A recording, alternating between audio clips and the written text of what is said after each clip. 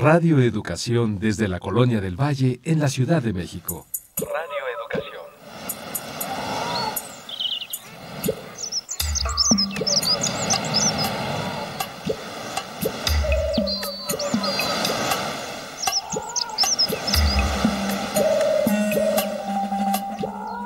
Todo lo que se ha dicho sobre las mujeres lo han dicho los hombres. Las mujeres en la historia no han hablado. Hay que hablar con ellas. Poulain de la Barre.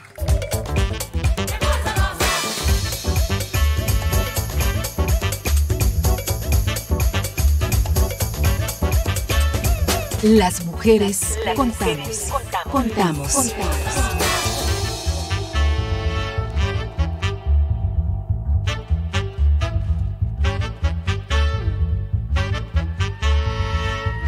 No solo somos un poco más de la mitad del mundo. Nuestra sociedad cuenta con nosotras para la transformación social. Sé parte de nuestro presente.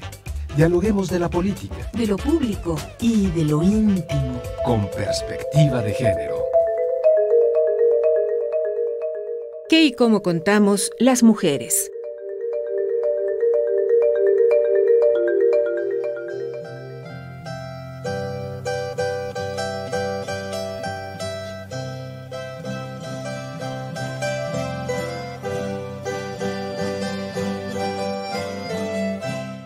Estudiar cambia la perspectiva de vida de las mujeres, sobre todo de las jóvenes que pertenecemos a comunidades rurales, rancherías y lugares apartados, donde la conectividad es deficiente o nula.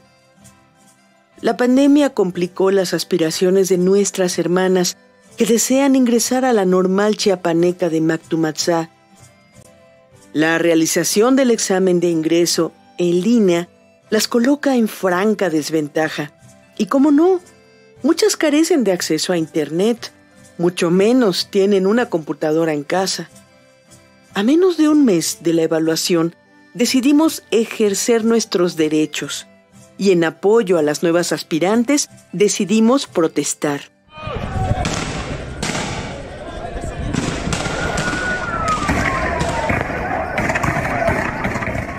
Represión, persecución, 95 detenidos, entre ellos nosotras. Así terminó la manifestación. Como dicta la mala práctica policial, hubo tocamientos y uso excesivo de la fuerza durante las detenciones. Nos llevaron al penal de máxima seguridad de El Amate. Hoy en día enfrentamos procesos legales en libertad condicional. Todo por aspirar a educación gratuita, a un internado con todos los servicios. Todo por querer ser maestras.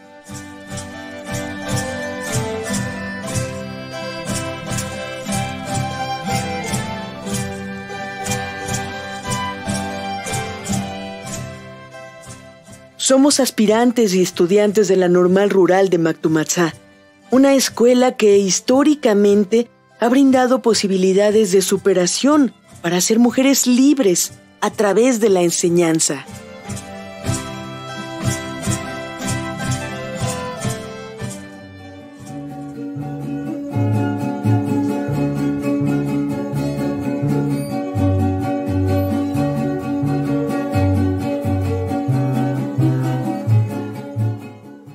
En la cuenta de los días, en 2022 se cumplirán 100 años de la creación en nuestro país de las escuelas normales rurales. En cada entidad federativa llegó a existir una. Sin embargo, a lo largo del tiempo han atravesado por momentos de crisis. El primero, en los años 40, bajo la presidencia de Manuel Ávila Camacho, cuando se dejó de considerar a la educación rural como prioritaria. El segundo, tras el apoyo que brindaron al movimiento magisterial en los años 50 y luego al estudiantil en los 60, y que culminó con el cierre de más de la mitad de estas escuelas. La de Mactumatzá, Chiapas, en la que al menos el 40% del alumnado es de origen indígena, logró sobrevivir. El tema de esta noche, los derechos humanos de las jóvenes normalistas de Mactumatzá, y damos la bienvenida a nuestro invitado. ¿Podrías presentarte para nuestras audiencias? Soy el doctor Marcelo Hernández Santos, doctor en Historia, profesor investigador de la Universidad Pedagógica Nacional, Unidad Zacatecas, y desde hace 7 años trabajo el tema del normalismo rural en México. Bienvenido, muchas gracias por aceptar esta invitación. Buenas noches. Buenas noches, muchas gracias por la invitación y la deferencia.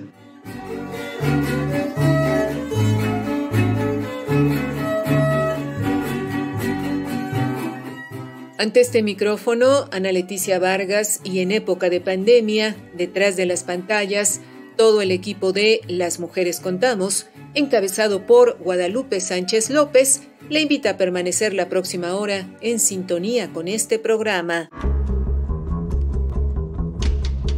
Tejamos juntas y juntos la red de ayuda y compartamos experiencias con perspectiva de género. Búscanos en Facebook como Las Mujeres Contamos.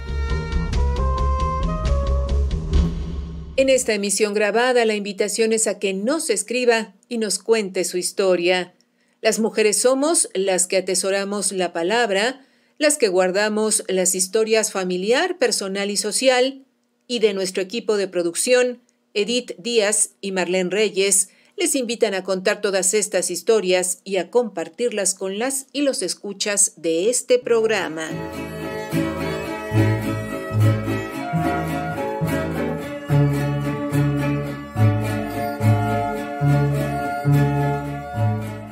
En esta emisión grabada de Las Mujeres Contamos, entrevistamos al doctor Marcelo Hernández Santos, profesor investigador de la Universidad Pedagógica Nacional, y el tema que abordamos con él este martes, los derechos humanos de las jóvenes normalistas de Mactumatzá. Marcelo, empecemos haciendo un poco de historia, si te parece. ¿A qué objetivos atiende la creación de las normales rurales en los años 20 del siglo pasado? Bueno, las normales rurales surgen como un proyecto en este boom de la educación rural y estas promesas de la educación de masas que los gobiernos postrevolucionarios concretaron a partir de 1920, y particularmente con la administración de Vasconcelos como el fundador de la Secretaría de Educación Pública. Surgen básicamente con planes de estudio un poco improvisados desde 1922 hasta 1927, que es un poquito el surgimiento. Surge la primera normal rural en Tacámbaro, Michoacán. Posteriormente, en 1923, está en Molango, Hidalgo, San Antonio de la Cal, Oaxaca, y así se van multiplicando hasta llegar a 14 en este periodo de los 20, la década de los 20. Recalco, surgen como un proceso de formación de jóvenes del campo que se pretendía que fueran los profesores rurales de aquella época y que tuvieran básicamente 3 grandes misiones. O sea, la primera, formarse culturalmente, y la segunda, que pudieran tener un conocimiento profesional sobre la enseñanza, sobre la educación rural, y tercera, que tuvieran conocimientos prácticos, básicamente de agricultura y de ganadería. Esto se viene especificando más en el reglamento de 1927, que se da en este periodo, y se especifican las funciones de estas escuelas normales rurales. Posteriormente, en 1933-34, surge las escuelas regionales campesinas, que es el mismo proyecto pero cambian de nombre, y la prioridad venía siendo ya formar peritos agrícolas y profesores rurales, es decir, una especie de profesional híbrido que sirviera para las dos cuestiones fundamentales que el gobierno cardenista venía implementando, que era la reforma agraria, ser impulsores de esa reforma agraria, impulsores del desarrollo del campo, y ser obviamente profesores rurales, que siempre fue su misión. Y se crean en este periodo, hubo hasta 35 escuelas regionales campesinas. Es decir, estamos hablando de un periodo que se viene multiplicando. Posteriormente, en el gobierno de 1940, donde se hay este viraje con el gobierno de Manuel Ávila Camacho, cambian también las escuelas normales rurales y ya no se llaman escuelas regionales campesinas, sino son escuelas normales rurales nuevamente. Y surgen ahora con un plan de estudios donde ya se elimina la idea de formar al perito agrícola y solamente se forman profesores rurales. Se elimina pues esta característica de que los ingenieros vienen impulsando para el campo y surge algo muy interesante. Ya no son escuelas mixtas, ahora son unisexuales y se separan unas de hombres y otras de mujeres. Y así se van hasta el periodo del 69, que desaparecen otra vez y se crea un periodo del ciclo secundario que se elimina y se plantea ya una formación profesional de 4 años de estudio para que posteriormente puedan egresar como profesores rurales. Grosso modo, esa ha sido las misiones de las escuelas normales rurales. O sea, recalco, primero como impulsoras de la educación rural del país y segunda, como impulsores y organizadores del desarrollo del campo y la ganadería de estos periodos. Sobre todo en los orígenes, en los años 20, ¿qué representan estos espacios educativos para el sector campesino e indígena de nuestro país y en particular para las jóvenes mujeres que ingresan en ellas, en las normales rurales? Bueno, representa primero la oportunidad de estudiar. Para ingresar a estas escuelas tendrían que tener el 4º año cursado, que es lo que llamaban primaria elemental, que había en las escuelas rurales, solamente hasta ese grado se llegaba, y de preferencia que tuvieran el 6º grado, lo que le llamaban primaria superior, que no se daban en las escuelas rurales, sino hasta las escuelas urbanas. Entonces, de primera es la urgencia de estudiar y más allá de la primaria. Ese es el primer elemento. Y segundo, la oportunidad de representar con ello la movilidad social como concepto, es decir, de ser sociedades campesinas sin oportunidades de preparación profesional, mucho menos para las mujeres de esa época, llegar a formarse como maestros rurales y que eso les permitía hacer toda una carrera y una diferenciación con los orígenes campesinos. Sabemos que el doctor Marcelo Hernández Santos es coordinador junto con la doctora Oresta López Pérez del libro Presencia de las mujeres en la construcción histórica del normalismo rural en México durante el siglo XX, que entre otros aspectos analiza las políticas de género que el Estado educador posrevolucionario puso en marcha entre mujeres rurales pobres y también el trabajo interpretativo de los funcionarios varones a las políticas de ese Estado educador. Háblanos, por favor, de dichas políticas de género. ¿En qué consistían? En las normales rurales se ha visto las decisiones de transformación que han tenido durante toda su historia. Sí se puede plantear una política de género. En el primer inicio, que son un gobierno postrevolucionario que plantea ideas de cierta manera avanzadas, se plantea una educación mixta, aunque desde la interpretación de estos funcionarios, desde Vasconcelos hasta Sáenz, Pius Causarans, que cursan todo década de los años 20, la idea fue economizar un poco, es decir, no separarlos por géneros, porque representaba ser dos instituciones a la par, sino juntarlos de manera mixta, combinarlos para de alguna manera no erogar tanto dinero. Digamos que esa fue la política más clara de la Secretaría de Educación Pública, dado que dentro de estas escuelas se reproducían muchos de los estereotipos de género en los roles, en las actividades diferenciadas que se daban, es decir, había actividades para varones, para mujeres específicamente. Entonces, en este primer periodo, esa es la política, y ya con el cardenismo viene siendo prácticamente igual. Es decir, hubo una política de diferenciaciones internas, pero a la vez plantearlas en el mismo lugar. Pero esta idea fue de calco como una idea de economizar un poco los recursos en aquel tiempo precarios. Y ya en los demás periodos que se da ya en las regionales campesinas, en normales rurales, ya durante todo el siglo XX, pues la separación que se da entre normales rurales de hombres y normales de mujeres, pues sigue siendo otra vez una política de género. En 1942, cuando se separan las normales rurales entre hombres y de mujeres y se forman escuelas elementales agrícolas, se crea esta política donde las mujeres estuvieron obviamente en desventaja porque se cerraron las escuelas normales rurales, las escuelas regionales campesinas donde ellas estaban, y para poder ingresar a la escuela normal rural que les tocaba ya no podían llegar esas mujeres. Una, porque sus padres ya no les permitían ir, ¿sí? Porque ya era lejos, y otra por los recursos económicos. Aunque se da un fenómeno muy interesante, que es un fenómeno cultural, en el periodo de 1942 las mujeres empiezan a aumentar más sus matrículas porque ya son solamente de mujeres las normales rurales y otras de hombres. Y muchos padres de familia pues no mandaban a sus hijas a estas instituciones porque eran mixtas.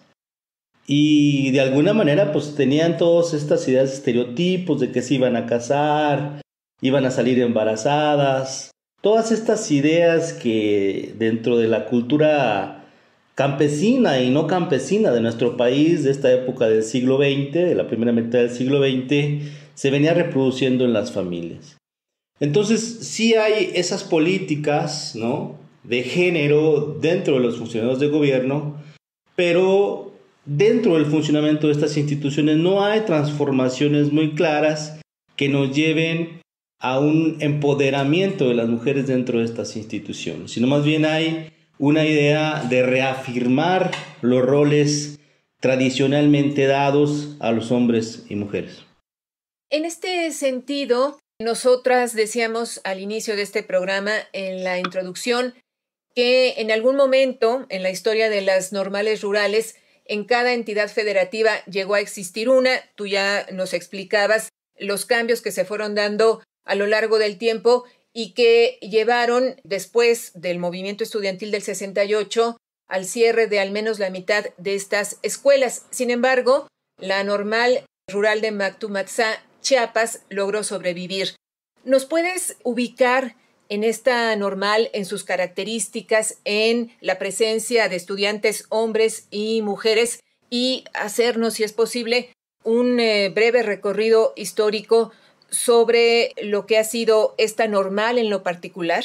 Bueno, la normal de Mactumaxá, como muchas otras, surge con carencias económicas, donde particularmente la población estudiantil y estos profesores entusiastas que llegan la levantan. Recordemos que el gobierno mexicano fue creando estas escuelas paulatinamente, pero solamente pudo sostenerlas con la nómina de los profesores y con la validación de los planes de estudios, de tal manera que el internado, ¿sí?, la alimentación, los materiales que necesitaban, tanto para el campo como de higiene, tenían que sostener los propios estudiantes y profesores de estas escuelas. Entonces, Mactumaxá no es la excepción.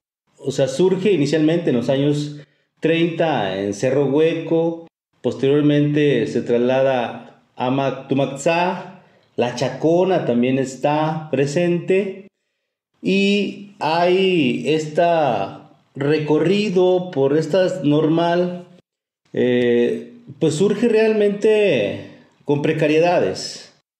Y también hay una característica principal de Mactumaxá, que surge y resurge desde sus orígenes. Se abre y se cierra. Recuerdo ahora esta parte que Alexis Pinto Díaz, que es un profesor de la normal de Mactumaxá, que seguramente ahora está analizando esta situación, escribe sobre esta historia de Mactumaxá, Chiapas, y nos relata de cómo en los años 50 que se cierra Matumaxá por segunda vez, el gobernador en turno destaca el argumento por qué la cierra. Porque iba a tener un lote de ganado de marca para poder vender en la región estos sementales, estos toros en este periodo. Que él prefería invertir en este tipo de negocios que es el ganado a educar a los campesinos. Y con esto digo todo. O sea, en Chiapas se ha visto esta idea crucial, racista, como la podemos calificar, de que la educación de los pobres no ha sido la prioridad. Y lamentablemente Matumaxá se sostiene en esos periodos, se abre y se reabre.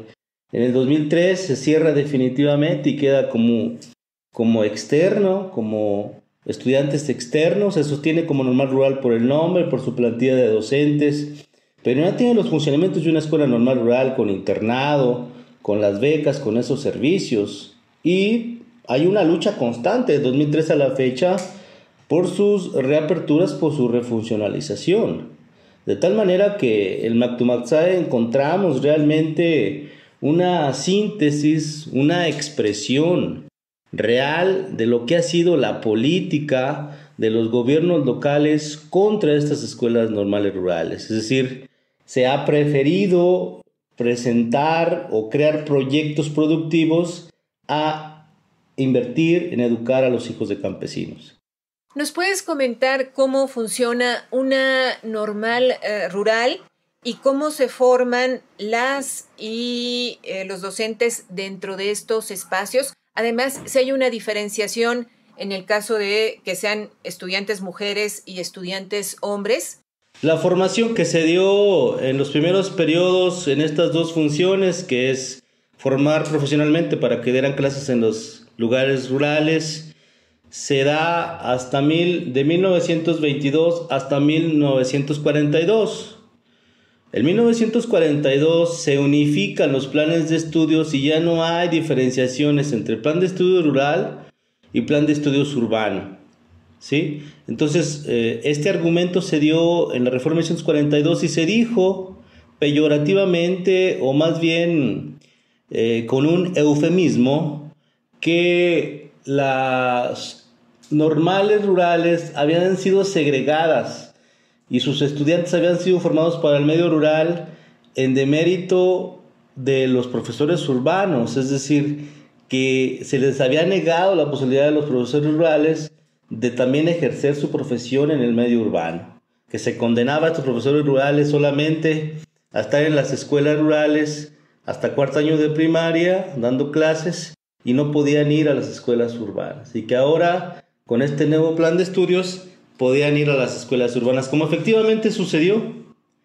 ¿sí? Esa es la formación que se ha recibido hasta la fecha. Es decir, desde 1942 hasta la fecha, las escuelas normales rurales y las escuelas normales urbanas y las escuelas normales experimentales y todas las versiones que hay de normales ya no tienen diferenciaciones en sus planes de estudios. De tal manera que los que egresan de ahí pueden ejercer en el medio rural o en el medio urbano sin ningún problema, de acuerdo a las condiciones de cada estado, etc. Entonces, esta formación pues especial, ¿sí? Esto que decíamos en los años 30, cuando fueron regionales campesinas, de formar a este profesional ejemplar, completo, se perdió a partir de 1942 y ha sido una búsqueda constante del 42 hasta la fecha por encontrar, por recuperar a ese profesor rural, a esa especificidad rural que se da en las escuelas normales rurales. Entonces, ahora está ese debate, afortunadamente, pero no hay realmente consenso, porque la planta de profesores es homologada, es igual que cualquier otra institución de educación superior.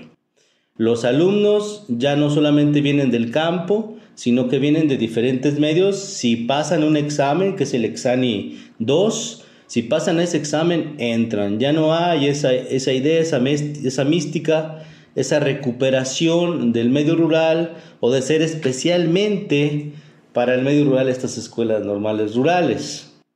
Es decir, se ha ido perdiendo un poco esta idea en aras de este eufemismo que digo, de que se le den las mismas condiciones de estudio a los que están en las normales rurales y a los de las normales urbanas, que no haya esa segregación. Ese fue el argumento del Estado.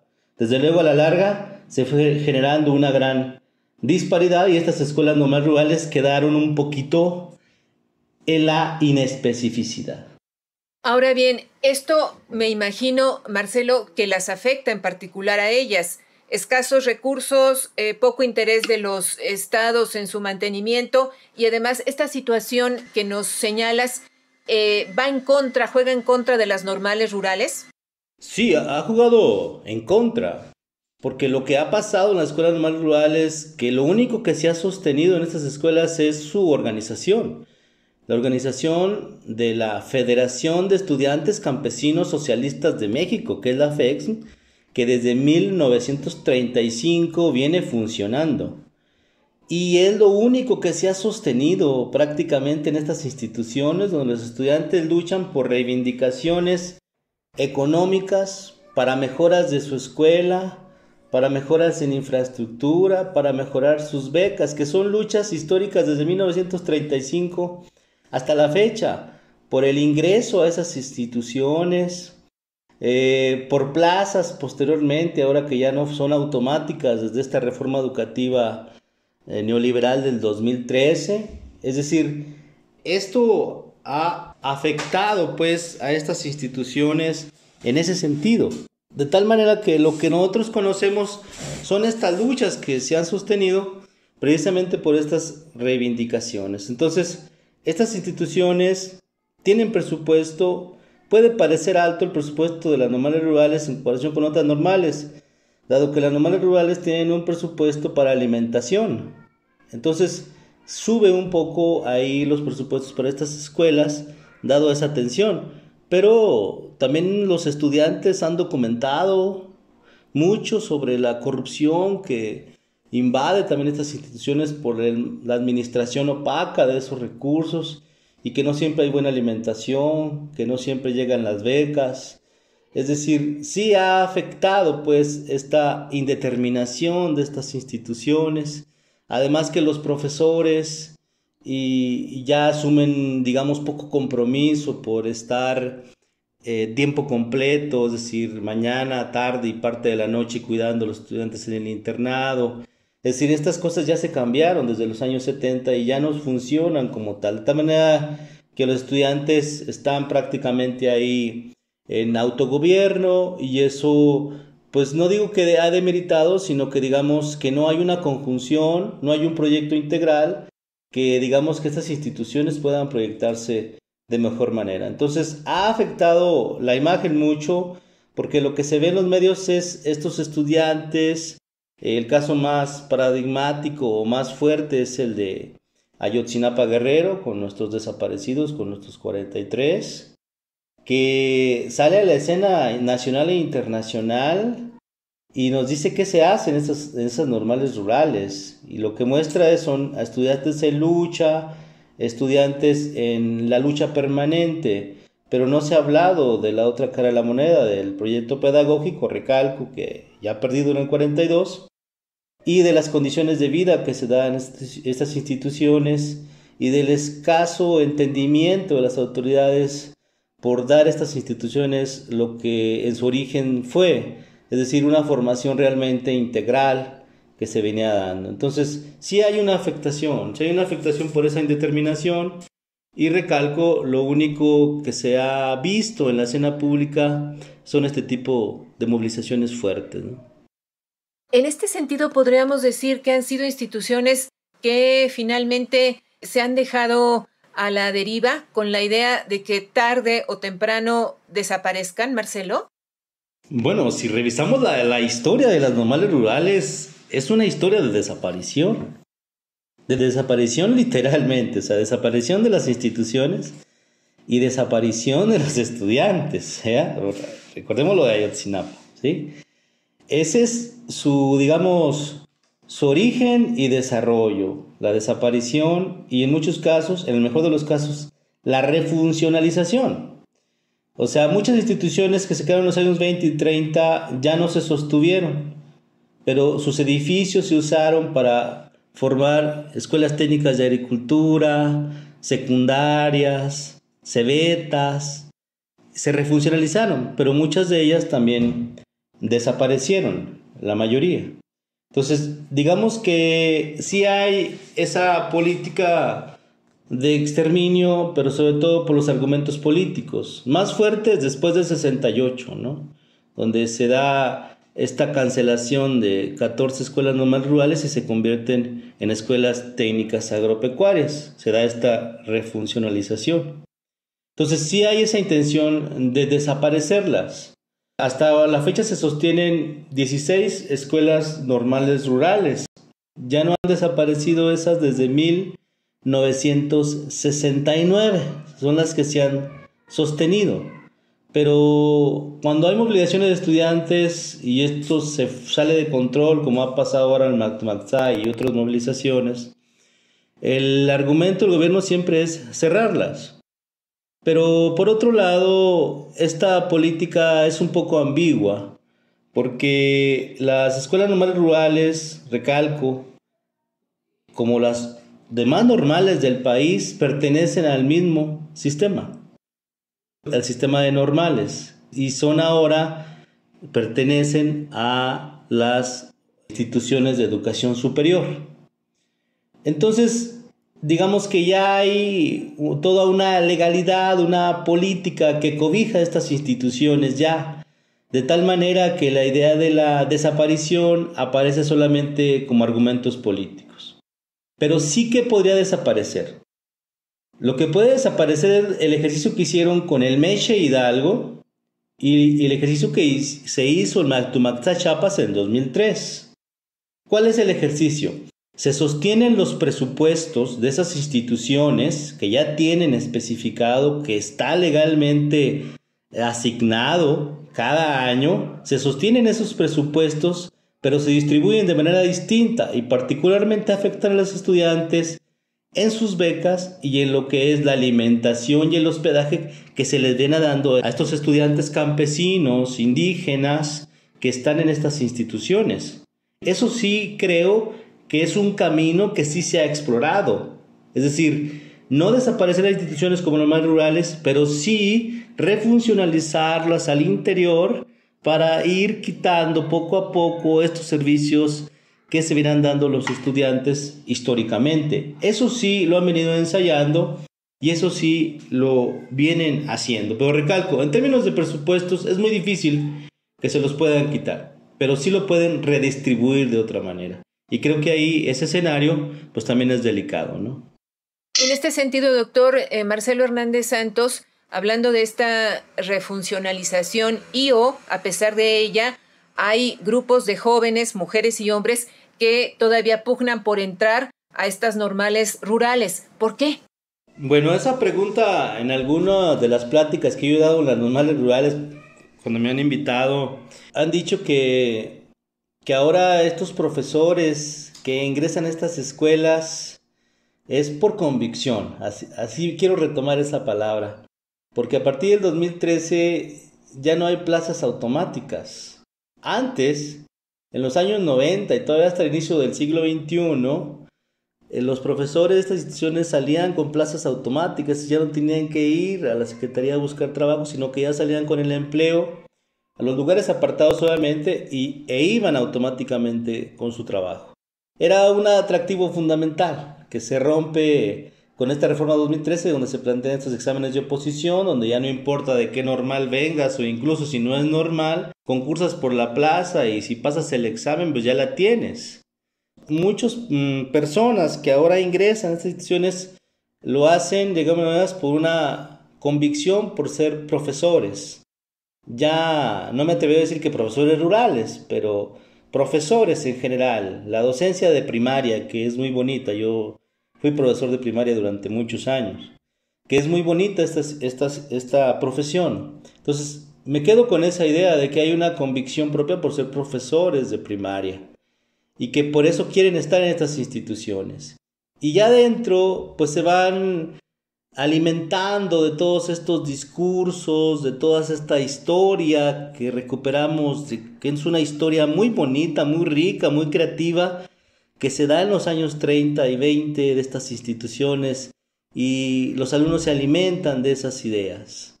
Aunque ya cuando egresen pues ya saben que hay que ganar una plaza y a ver dónde les pueda tocar, es en el medio urbano o en el medio rural. Entonces yo creo que sí hay esa convicción ahora, siguen buscándola por ello. Y en el otro sentido sigue prevaleciendo el lado económico. Sí es, por mucho, la única posibilidad de estudiar para muchos jóvenes de este país que no tienen cómo costearse una carrera en la ciudad, pagar renta, pagar alimentación, y que estas instituciones, hasta ahora la mayoría, las existentes, dan esa posibilidad. O sea, sí existe también en ese escenario. Y otra idea es que siguen estudiando porque muchos son hijos de profesores de primaria, o tienen familiares profesores de primaria, e ingresan a esas instituciones pensando pues que pueden recuperar o que pueden entrar a la profesión docente como lo fue su familia, como lo fueron otros. O sea, la profesión docente del profesor de primaria tiene un origen netamente clasista, o sea, surge como familia, surge por condiciones de pobreza, pero también surge porque hay convicciones, hay vocación por enseñar a los niños de este país. Entonces yo creo que se acercan por ello. Sigue siendo una demanda alta. Yo estaba escuchando, por ejemplo, la noticia de Matumaxá, ahora que se dio este conflicto por el examen de ingreso, que hay 1,500 aspirantes a esta institución, donde no aceptaría, me imagino que no más de 100 o 120 estudiantes. Esto también es una competencia fuerte, férrea, y siguen siendo muy demandadas. Pero recalco, desde mi punto de vista es por estas características, por estos motivos. En esta emisión grabada de Las Mujeres Contamos, estamos en entrevista con el doctor Marcelo Hernández Santos, profesor investigador de la Universidad Pedagógica Nacional. Nos convoca el tema los derechos humanos de las jóvenes normalistas de Mactumaxá. Hijo, ¿qué quieres ser de grande? Yo quiero ser maestro, mami. Maestro, mami. Todo comienza en un sueño, por quererse superar. Madre, ya me voy de casa, me voy para la ciudad. Madre, ya me voy de casa, mamá, tengo ganas de estudiar.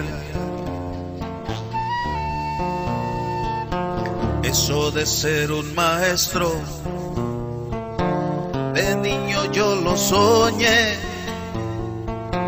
jugando en aquel patio a la escuela, a mi hermanito enseñé. Jugando en aquel patio a la escuela, a mi hermanito enseñé.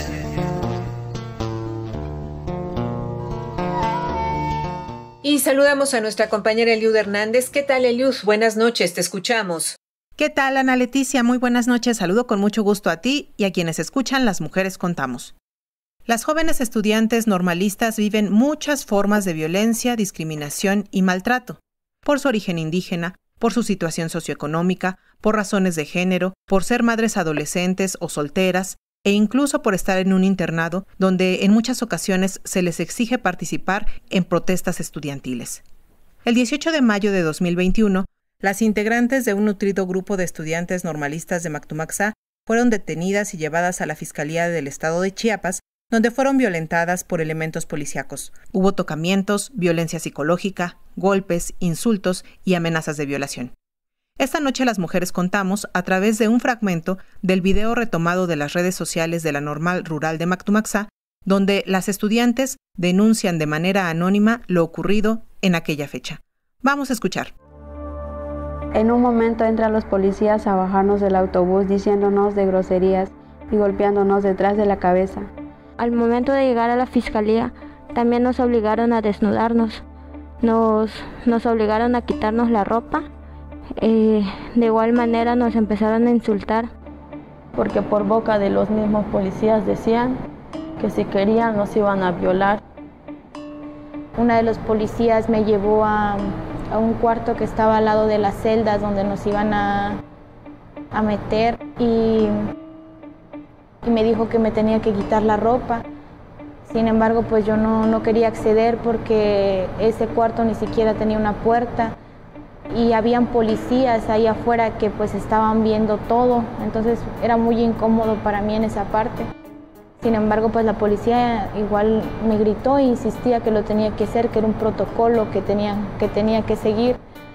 Y con el miedo, pues tuve que acceder, me tuve que quitar la ropa, incluso hasta me hicieron que me quitara la ropa interior.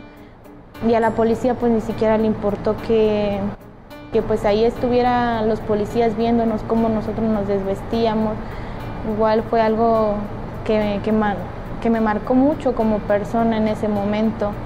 Era una policía robusta y de un manotazo tenía pues mucha fuerza. Yo soy delgada, entonces de un manotazo me aventó hasta la pared, me golpeó la cabeza y me asusté mucho y me comienza a golpear. Primero me suelta una cachetada, luego me suelta otra y en eso me logro reincorporar porque pues ya me estaba cayendo y viene otra policía de las que estaban allí cuidando a mis demás compañeras y me grita: hey, tú deja de llorar si no quieres que te vuelvan a pegar.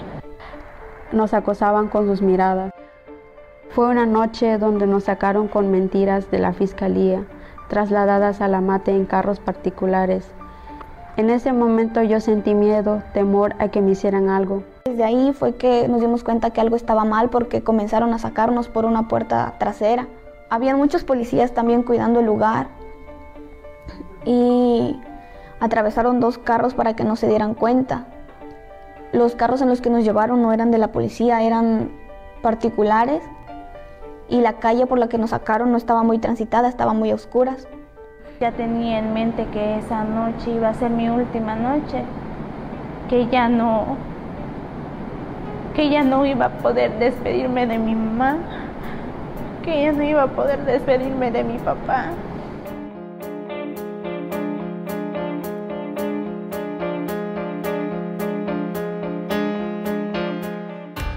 Muchas gracias a Eliud Hernández. A nuestras audiencias les recordamos que esta es una emisión grabada, por lo que agradecemos nos hagan llegar sus mensajes a las redes sociales, donde estamos como Las Mujeres Contamos. Hoy nos acompaña en esta entrevista el doctor Marcelo Hernández Santos, el profesor investigador de la Universidad Pedagógica Nacional, y estamos conversando sobre los derechos humanos de las jóvenes normalistas de Mactumatzá. Marcelo, ¿por qué las autoridades de Chiapas respondieron el pasado mes de mayo con represión a las manifestaciones de protesta que llevaban a cabo estudiantes justamente de la Escuela Normal Rural Mactumatzá para exigir que el examen de ingreso sea presencial? Bueno, yo me he enterado básicamente por la prensa de este tema y lo que yo infiero es que sigue habiendo en nuestra clase política una idea muy tradicional del tratamiento hacia los conflictos de los jóvenes en este país. Sigue habiendo un tratamiento muy clásico de autoritarismo, de disciplinamiento, de que los jóvenes no pueden gritar, de que no pueden pedirle a la autoridad, de que no tienen derechos. O sea, esa reacción que se da, que es violenta en todos los sentidos de la palabra, subyace tras de ello esa idea, esa formación de esta clase política, que es la clase política más conservadora, más tradicional que se ha tenido, y que se ha tenido no de ahora, o sea, es todo el siglo XX, las normales rurales tuvieron que lidiar, que combatir a estas autoridades, porque siempre respondieron de esa manera a todas las peticiones de los estudiantes históricas, estudiantes normalistas rurales. Siempre fue el mismo tratamiento. Hasta en los años 30, con el general Lázaro Cárdenas, las huelgas no eran tolerables. Las huelgas, incluso dentro de las instituciones normales rurales, ya no contra los gobiernos, sino internas, no eran soportables. Siempre se condenaron y siempre se castigaron fuertemente, que iban desde la expulsión de estos estudiantes, ¿sí?, hasta la muerte en muchos casos. Ya en los años 60, en el 68, hablamos de estas desapariciones forzadas que se dieron en muchas partes de nuestro país, pero particularmente en los normalistas rurales, ¿sí? Entonces el tratamiento que se da es ese, como que hay esta recuperación, este ADN de esta clase política para hacer ese tratamiento y no aceptar demandas de un sector de la sociedad que ellos consideran que no tiene la autoridad suficiente para pedirles, mucho menos para exigirles. Y por eso reaccionan de manera violenta. También creo que hay una idea de un rebasamiento de las autoridades internas de esas instituciones. O sea, el director, como primera instancia, está rebasado. Hay un tratamiento muy malo de esta problemática, de esta demanda, que finalmente se da una buena salida. Y no le da la suficiente salida o la mejor salida y deja crecer este escenario para que se vaya al escenario estatal y entonces entre en competencia del gobernador y de lo que atribuye o sus funciones y responden de esta manera. También está el escenario político electoral. O sea, en un escenario de esta naturaleza, cualquier grupo político que se presente puede jugar, o hay grupos políticos, partidos políticos que pueden usar eso a su favor para de alguna manera cambiar la balanza o la tendencia de las elecciones. Y eso no se ha dado ahora tampoco. O sea, cuando hay movimientos políticos de normalistas rurales, a veces los normalistas rurales son los que menos ganan, porque a veces hay grupos que logran hablar a nombre de ellos y posicionarse a nombre de ellos y malinformar de alguna manera las demandas, incluso alargar estos movimientos para una conveniencia propia, y eso demerita un poco las demandas legítimas de los estudiantes. También creo que está ese escenario, también creo que eso puede haber sucedido, porque si hay 1.500 aspirantes y solamente no rebasa los 100 que se movilizaron de esta manera, creo que hay también esas aspiraciones. Pero recalco, esto no tiene que ver con los estudiantes o con los estudiantes que hayan planteado eso. Aquí hay un mal tratamiento hacia sus demandas y demandas legítimas, justas, que no se quisieron entender, que no se quieren entender por venir de quien vienen, es decir, de un sector golpeado económicamente, culturalmente, pero también de un sector joven. El sector joven que desde el punto de vista más clásico de la autoridad, ¿sí?, no pueden mandarles ni mucho menos exigirles cosas, que esa idea no debe ser compartida. Creo que debe reformularse ya nuestra política. Debemos tomar ya otras lecciones en la sociedad, pero sobre todo la clase política, ¿no? Marcelo, hablando de las violaciones que sufrieron las y los estudiantes durante el proceso de represión y, bueno, después, cuando fueron aprehendidos, ¿qué nos dirías al respecto? ¿Cuáles son estas violaciones a sus derechos humanos? Bueno, hasta donde yo he leído, pues hay un uso inmoderado de la fuerza, están estas violaciones, agresiones sexuales que sufrieron las aspirantes a ser profesoras de esta institución, y que, por cierto, el alto comisionado de la ONU ha dado instrucciones para que esto se revise, para que esto se compruebe, y que en una sociedad como la que actualmente podemos presumir, ese tipo de violencias deban ser irrepetibles. Pero estamos frente a la historia, y más las normales rurales siempre nos mandan a ese espejo, porque curiosamente la clase política repite los mismos atributos. Y cuando quiere dar lecciones de autoritarismo, lamentablemente los normalistas rurales siempre han salido al escenario, lamentablemente. Y recordemos, por ejemplo, el caso de Atenco, que en su momento hubo también estas agresiones sexuales por policías a mujeres de San Salvador Atenco, que obviamente fueron negados durante todo el sexenio, pero después comprobado que sí hubo esas agresiones sexuales. ¿Por qué se da eso? Bueno, en primer lugar porque se trata de dar un escarmiento, un mensaje de quién manda y que nadie puede rebelarse. Y necesitan tomar esas medidas drásticas para hacerlo. Desde mi punto de vista eso debe ser irrepetible. Como sociedad, como autoridad, aquí hay que hacer un gran llamado a que la clase política realmente sí entienda que hay en serio una política de género, que se tiene que respetar y que las mujeres, y como cualquier otra persona, no debe ser violentada de ninguna manera. Ante las peticiones justas que se hacen, siempre las normales rurales han recibido amenazas, hostigamientos, agresiones, desapariciones. Y esa ya no puede ser la respuesta. Ya no debe plantearse esa respuesta por ningún motivo. Y justamente hablando de la clase política, de parte del gobierno federal, ¿tenemos algún pronunciamiento hacia lo ocurrido en la normal rural de Mactumatzá? Bueno, yo estaba leyendo, por ejemplo, a Olga Sánchez Cordero, encargada directamente de la política interna, que ha hecho un llamado para que en efecto se revise, se compruebe estas agresiones, sobre todo de tipo sexual, que se dieron a las aspirantes a estudiar en esta escuela normal rural.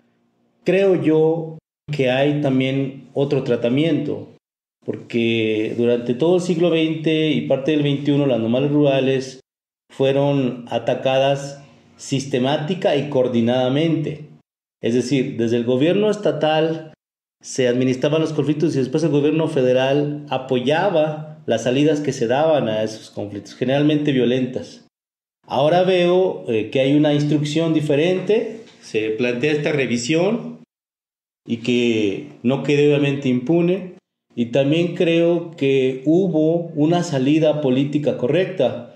Es decir, se instruyó desde el gobierno de la República, hasta donde entiendo, que la salida a este conflicto que había crecido vanamente, ¿sí?, innecesariamente, se diera y se les considera la petición a estudiantes, que era legítima, que era que les dieran el equipo necesario, que fuera presencial este examen y que fueran igualdad de circunstancias para todos como ellas demandaban. Me parece que sí hay una interpretación adecuada del gobierno federal y hay una intervención oportuna para que se dé la salida. De lo contrario, yo creo, si el gobierno federal hubiera apuntado igual a la misma dirección de Chiapas, hubiéramos tenido otro desenlace fatal seguramente, porque esto iba a crecer y esto iba a plantearse ya sin salida, ya iba a ser incontrolable. Entonces yo creo que sí hay un buen mensaje y creo que hay una buena salida para que estas posibles estudiantes puedan, en efecto, como lo dije, cumplir sus sueños, si es así, por convicción de ser profesoras seguramente del medio rural. Aquí lo importante es que se ha garantizado igualdad de circunstancias para que ellas participen y que se ha entendido que no todos tienen las mismas oportunidades y posibilidades ahora en esta educación en época de la pandemia de acceder a los medios tecnológicos, y creo que eso es lo que desde mi punto de vista tendríamos que poner en la balanza, ¿no? Doctor Marcelo Hernández Santos, estamos en los últimos minutos de esta entrevista. ¿Hay algún asunto que tuviéramos o que se nos hubiera quedado pendiente o bien que tú quisieras plantear antes de despedirnos? Pues mira, tu programa me parece de lo más interesante, porque yo no creo que la idea de visibilizar la lucha de las mujeres sea un tema de coyuntura para ustedes. Para mí tampoco lo es. Y las normales rurales nos muestran que tampoco ha sido un tema de coyuntura para estas escuelas. Desde que ingresaron como normales mixtas, se entendió internamente, aunque los funcionarios no lo hayan entendido así, los funcionarios de la SEP, se entendió que había posibilidades de que las mujeres estudiaran y que pudieran empoderarse a partir de ahí. Y todo el siglo XX tenemos escuelas normales rurales llenas de mujeres. Y mujeres que han hecho carrera, que han hecho historia en la docencia y en otros ámbitos. Y que gracias a escuelas normales rurales pudieron hacerlo. Está también documentado ahí en el libro de Presencia de las Mujeres que tú mencionas, que coordiné junto con la doctora Oresta López.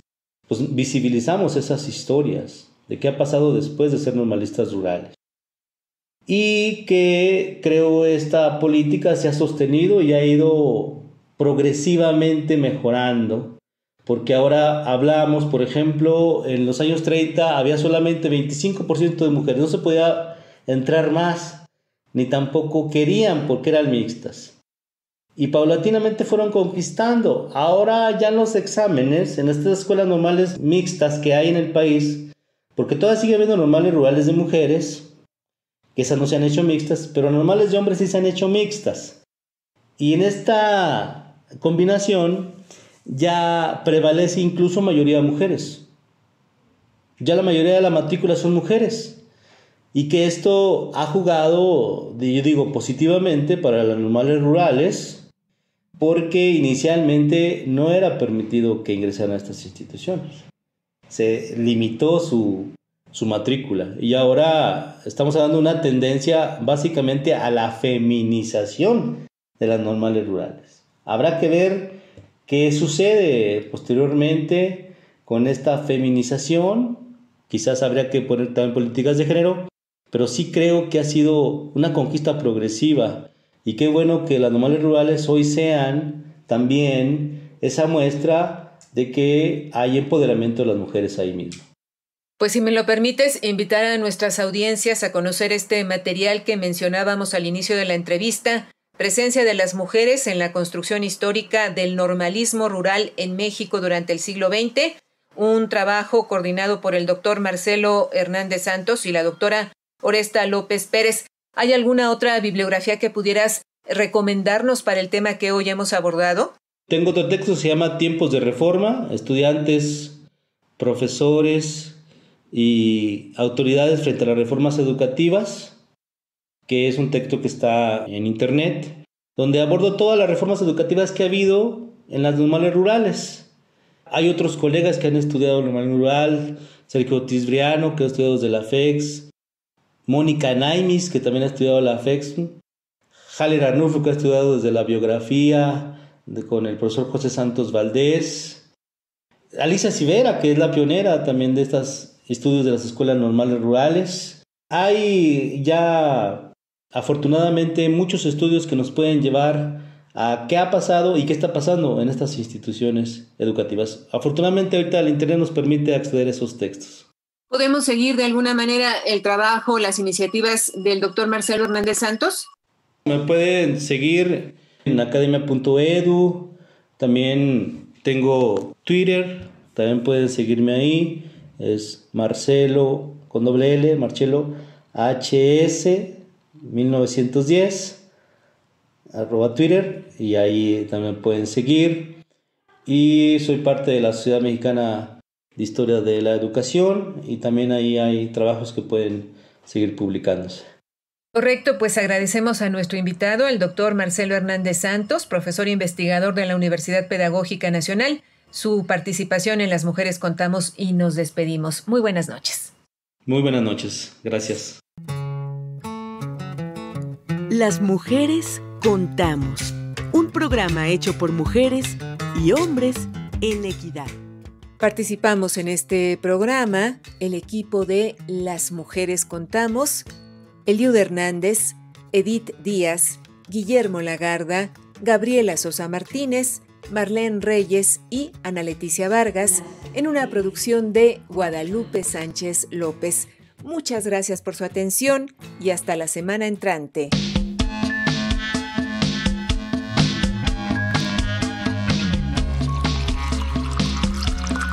Las mujeres tenemos historia. Contarla es parte de la construcción de un futuro con equidad. Desde la Ciudad de México, 1060 kHz en amplitud modulada. Radio Educación. Las mujeres contamos. Las mujeres contamos.